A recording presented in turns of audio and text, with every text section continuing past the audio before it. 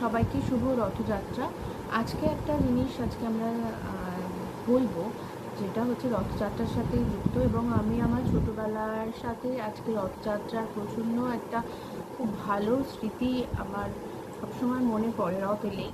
সেটা হলো রথযাত্রাতে আমরা প্রচণ্ড ভালোভাবে, খুব ভালোভাবে রথ সাজাতাম, এবং স্কুল ছুটি থাকা সত্ত্বেও আমরা নানা রকমভাবে প্রিপারেশন নিতাম। পাতা দিয়ে, নানা রকম বাহারি পাতা দিয়ে, ফুল দিয়ে রথ সাজানো হতো।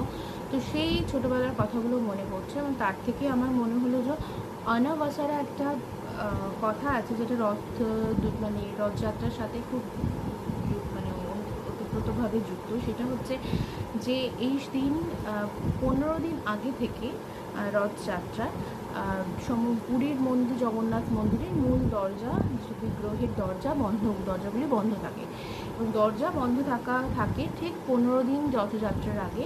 এবং সেই কারণটা হচ্ছে যে সেই সময় কোনো ভক্তদের দর্শন করতে দেওয়া হয় না। এটা যেমন একটা কারণ, তার একটা হচ্ছে যে এই সময় যে 108টা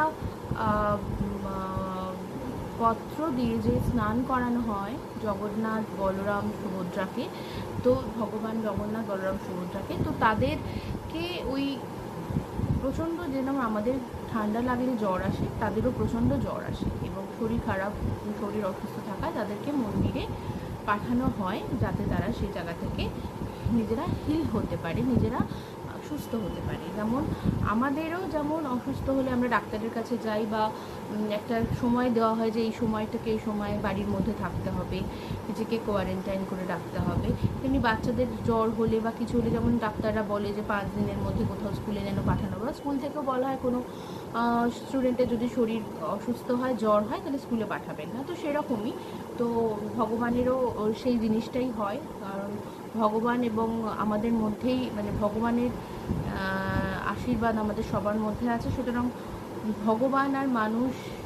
ভগবানই মানুষের সৃষ্টিকর্তা, সুতরাং সেই একই রকম ব্যাপার।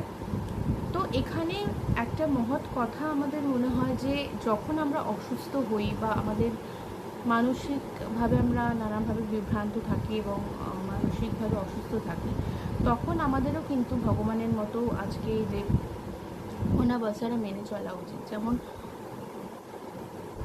কিছুক্ষণ থামা, এবং সেই জায়গাটাকে আমাদের হিল করে, রিকভার করে, তারপরে আমাদের সেইখান থেকে বেরিয়ে আসা উচিত একটা পরবর্তী মহৎ যাত্রার জন্য। তেমনি লর্ড জগন্নাথ, ভগবান জগন্নাথও ওই তার বিশাল বড় যাত্রার আগে, রথযাত্রার আগে, তিনি 15 দিন নিজেকে সুস্থ করার জন্য নিজেকে দরজাবন্ধ করে রাখেন, নিজেকে সেই ঘরের মধ্যে বন্ধ করে রাখেন, সুস্থ হন, তারপরে তার যাত্রা শুরু হয়। তো এখান থেকে ভগবান আমাদের একটি বার্তা দিচ্ছেন, একটা মেসেজ দিচ্ছেন যে আমাদেরও এরকম করা উচিত। তো আমাদের সকলেরই জীবনে নানা রকম সমস্যা আছে, সেই সমস্যা থেকে বেরিয়ে আমাদের সকলের সাথে মেশার আগে মহান যাত্রার শুরু করার আগে আমাদের সেই হিল পর্ব থেকে বেরিয়ে আসতে হবে। তো এটাই আমার বলার ছিল।